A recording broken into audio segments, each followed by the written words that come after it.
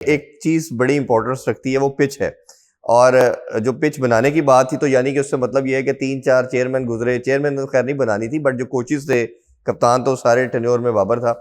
तो ये पिच बनाना जो है, ये जो एक आर्ट है, और फिर उसको रीड करना। अभी भी इस मैच से एक दिन पहले जब शान मसूद की प्रेस कॉन्फ्रेंस थी, तो ही वॉज नॉट श्योर ये कितनी स्पिन होगी। जब प्रेस कॉन्फ्रेंस में आए, उनसे पूछा गया कि आप वही मुल्तान वाली करेंगे, कह रहे नहीं, ये थोड़ी सी डिफरेंट है, बट मुझे नहीं पता ये किस तरह बिहेव करेगी।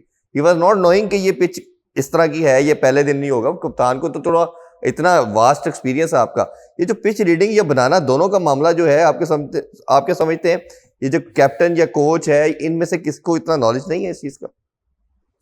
मैं अब क्या कहूँ, शुड आई से नहीं है, शुड आई से है, बताना नहीं जो रियलिटी है वो बता दें आप। अब अल्लाह बेहतर जानता है, लेकिन यू एक्सपेक्ट के इतने एक्सपीरियंस्ड कैंपेनर को, एक 35 तकरीबन एज के बंदे को, सारी दुनिया में क्रिकेट खेली, इंटरनेशनल क्रिकेट कब से खेल रहा है, काउंटी क्रिकेट खेल रहा है, तो चेहरा देख के, पिच पे चक्कर लगा के पता चल जाता है कि पिच कैसी है। उसकी सरफेस आपको बहुत कुछ बताती है, उसकी जो अब्रेसिवनेस है वो आपको बताती है। उस पर हाथ फेरते हैं, अगर मिट्टी आपको हाथ को लगी तो आपको पता लगता है कितना अपना आप छोड़ रही है, कितना शार्प टर्न होगा, नहीं होगा, इस पे तेज गेंद करने पड़ेंगे या छोड़ के करने पड़ेंगे, या वेरिएशन है रिक्वायर्ड। तो ये बहुत सारी चीजें आपको पिच से पता चल जाती हैं, लेकिन उन्होंने ज्यादा रिवील नहीं किया। शायद बताना नहीं चाह रहे थे, लेकिन किससे छुपा रहे थे ये भी नहीं पता हमें। हाँ हाँ, बिल्कुल ऐसे ही। थोड़ा सा अगर परफॉर्मेंसेस की बात करें, तो इमाम के तो आपने जिस तरह जिक्र किया, हमने पहले भी बहुत जिक्र किया है। आप क्या समझते हैं, इमाम ने over the period of time क्या चीज़ें बेहतर की हैं कि वो एक डिफरेंट नज़र आया, ईजी नज़र आया? कोई उसकी, हमने गेम सेंस, जो बुरी शॉट तो सेकंड इनिंग्स में खेली, बट पहले इनिंग्स के कॉन्टेक्स्ट में देखे तो वो बड़ा क्लास खेली है। हनीफ मोहम्मद ट्रॉफी खेली है, उसमें 300 किया है, काउंटी में रन किए हैं, रन्स करते आ रहे हैं, बड़े बड़े रन 100 करते आ रहे हैं। तो वो कॉन्फिडेंस है, नेचुरली फ्लो कर रहा है। और कौन सा पहली दफा उसने रन्स किए हैं, पहले भी वो पाकिस्तान टीम से खेल रहा था, उसकी ओडीआई 50 की एवरेज थी, टेस्ट में भी वो रन्स कर रहा था। लोगों के जहन में उसके लिए परसेप्शन कुछ और थी, जिसको वो पता नहीं कब से अपने रन से वो साबित करता आ रहा है, लेकिन उसे वो वाली एक्सेप्टेंस नहीं मिल रही थी बहुत सारी जगहों से। शायद अभी भी कई लोग, क्योंकि पाकिस्तान में जिसने नहीं राजी होना ना, उसने नहीं राजी होना, तो बेहतर यह है इमाम के लिए और बहुत सारे लोगों के लिए, don't care, let them be. जो जो जो जो नहीं मानता, फिर उसको क्या मनाना, ठीक है। तो मेरा ख्याल है कि he is a very good player, very mature player, और उसने मेहनत की है, उसने सीजन खेले हैं। तो जब आप इतना रेगुलरली फर्स्ट क्लास क्रिकेट खेलते हैं, तो फिर उसके फ्रूट्स तो मिलते हैं आपको। बिल्कुल। अच्छा, ये एक बाबर का भी जब भी होता है जिक्र जरूर ही हम करते हैं, और ये भी हमने बात की कि बैट्समैन डिफरेंट मेथड से आउट होता है, तो हमें कहीं ना कहीं लगता है कि शायद ये लक भी है, बट एक ही मेथड से आउट होता है तो हमें कहते हैं कोई टेक्निकल फ्लॉ है, कोई ब्लॉक आ गया। अब दोनों इनिंग्स में हम देखा अंदर वाला बॉल ही था, और पिछली हमको 20 अगर उनके डिसमिसल देखे, मैंने कोई 10-12 देखे हैं वैसे उनके प्रीवियस, उनमें से 10 में से 12 में से 9-10 दफा मुझे लगा कि वो अंदर वाला बॉल ही है, चाहे वो स्पिनर का है चाहे फास्ट बॉलर का है।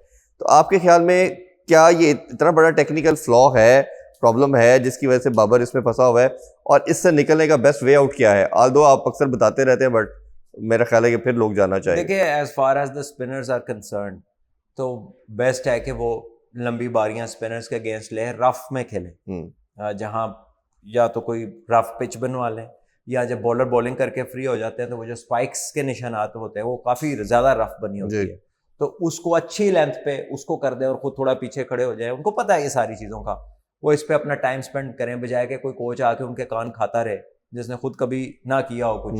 तो वो बेहतर है कि इसको प्रैक्टिकली हल कर ले, जैसे दुनिया के टॉप प्लेयर्स करते हैं। आप सचिन तेंदुलकर को देख लें, मैंने इंजी भाई को खुद देखा हुआ है, वो उसका रेफरेंस इसलिए दे रहे हैं कि वो दोनों ही ग्रेट प्लेयर हैं, लेकिन उनकी एक डॉक्यूमेंट्री बनी हुई कि जब एक ऑस्ट्रेलिया से सीरीज थी, वो फिल्म है कि टेस्ट मैचेस की प्रेपरेशन करनी थी, शेन वॉर्न के अगेंस्ट खेलना था, तो वो बहुत सारे लेग स्पिनर्स क्लब से बुला के, तो वो रफ जो क्रिएट की होती थी उस पर 2-2 घंटे बैटिंग करते रहते थे, घंटा 1.5 घंटा। आपको 20-25 बॉलर बॉलिंग कर रहे हैं, न जाने कितने गेंद, आप हजारों गेंद खेल लेते हैं, ठीक है। तो फिर आप कितने एक्शन खेलते हैं, कितनी पेसेस खेलते हैं, कितने किस्म का बॉल होता है, हर एक के हाथ में अपना बॉल होता है। किसी का बॉल थोड़ा हार्ड होगा, किसी का थोड़ा सॉफ्ट होगा, किसी की शाइन होगी, किसी की रफ होगी, डिफरेंट पेस खेल रहे हैं, एडजस्ट कर रहे हैं हर बॉल पे। तो आप सोचें आप कितनी महारत आपको ऐड हो रही है, how much you learning.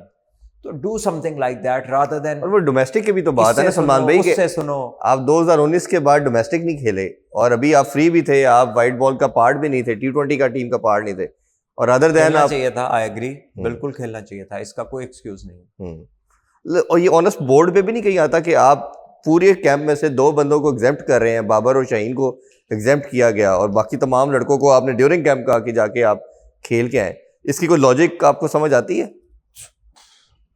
I don't know, देखिए कोई पर्सनल रीजन ना हो, कोई प्रायर कमिटमेंट ना हो, आई डोंट नो, कुछ होगा तभी, वरना उन्होंने ये कम से कम इतना तो सोचते हैं कि यही 2 क्यों ना जाए।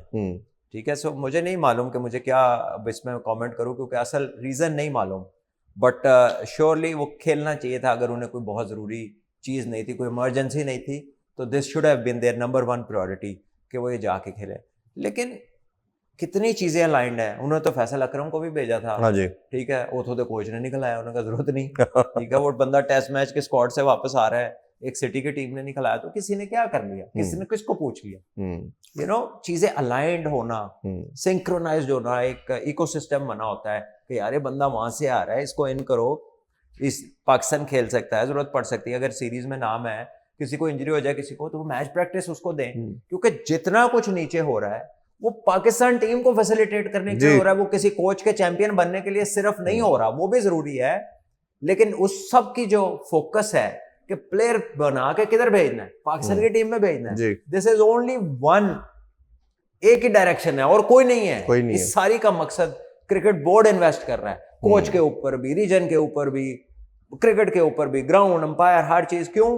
क्योंकि प्लेयर तैयार होकर ऊपर पहुंचे, तो वो प्लेयर नीचे जाता है, वो कहते हैं जरूरत नहीं है, उन्होंने निकलाया। सलमान भाई, आप लोगों के टाइम में हम मतलब अभी रिसेंट पास के अंदर भी अगर हम देखें 4-5 साल में पीछे चला जाऊं, तो मैं हमेशा देखा है, क्योंकि ओबियसली क्रिकेट फॉलो करते हैं, आप लोग सारे जब कोई किसी का भी थोड़ा सा बुरा पैच आता था, वो इवन उससे पीछे चला जाता था, वो क्लब में चला जाता था, क्लब क्रिकेट खेलते थे। अब तो ये आपके ख्याल में कोई अपनी डिसरिस्पेक्ट समझते हैं कि हम डोमेस्टिक के लड़कों के साथ खेलेंगे, क्लब के लड़कों से खेलेंगे? क्या वजह है? क्रिकेट किधर है? नहीं है नहीं, लेकिन मैंने एग्जांपल दी कि जब है ही नहीं तो किस तरह खेल ले भाईजान? नहीं, डोमेस्टिक भी नहीं ना खेल रहे, मैं कह रहा हूँ कि आप लोग नीचे भी नहीं। डोमेस्टिक में तो मैं उसी कॉन्टेक्स्ट में बात कर रहा हूँ कि मैं अगर अपना जमाना याद करूँ, जो कि इतना पुराना नहीं है, 10-15 साल की बात है, हम लोग क्लब क्रिकेट एंजॉय करते थे। हम जब फ्री होते थे हम क्लब क्रिकेट खेलते थे, क्लब क्रिकेट के टूर्नामेंट्स पे हमें बुलाया जाता था कि जी आए, क्लब का टूर्नामेंट का मैच है, वो फ्रेंडली तक खेलते थे। मैच खेलना तो एज अ होमवर्क लेते थे कि यार मैच खेलो, नई चीजें ट्राई करो, डिफरेंट शॉट्स क्रिएट करने की कोशिश करो, तो खुद भी जाते थे, हमें भी फायदा होता था, हमारे साथ जो यंगस्टर खेल होते थे वो भी कुछ ना कुछ उनको भी मिल जाता था, तो एक कल्चर था। लेकिन जब आपके डिपार्टमेंट, फिर गाल उधर ही आएगी, और डिपार्टमेंट बंद हुए। देखिए जो क्लब क्रिकेटर थे ना, जो मैच्योर क्लब क्रिकेटर्स थे, वो बेसिकली डिपार्टमेंटों के प्लेयर थे, बिकॉज वो सारा साल सैलरीज मिलती थी, तो वो क्लबों में आके प्रैक्टिस रोज आना करते थे, क्लबों के मैच खेलते थे, क्योंकि सीजन तो 2-3 महीने का खत्म हो जाता था, बाकी 7-8 माह कुछ प्रोफेशनल्स इंग्लैंड चले जाते थे, जो पाकिस्तान में होते थे वो क्लब क्रिकेट खेलते थे। इसीलिए क्लब क्रिकेट का एक स्टैंडर्ड था।